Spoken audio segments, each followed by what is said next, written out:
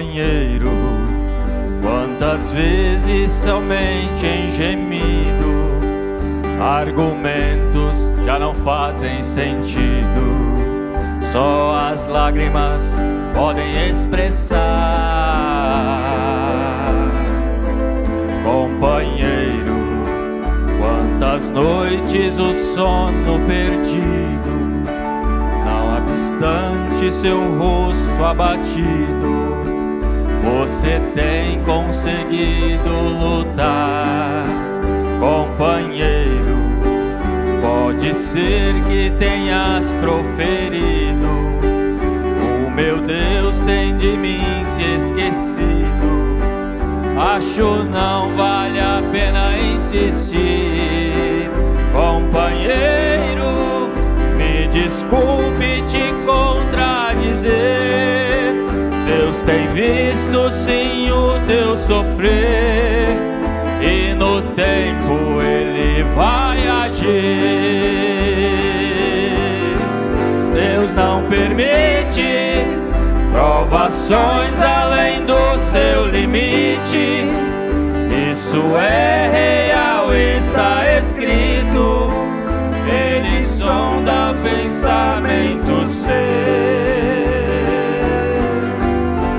Companheiro, não desista, espere só um momento. Brevemente este seu sofrimento terá fim, agradeça a Deus.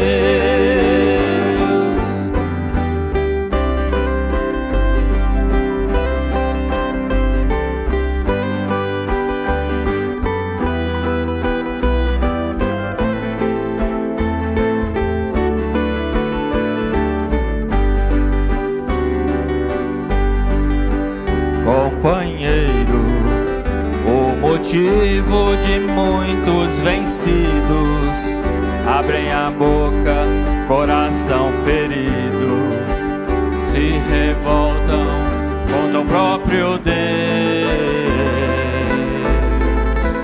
Companheiro, felizmente nem tudo está perdido, se na luta alguém tem desistido, outro lutou com graça e venceu.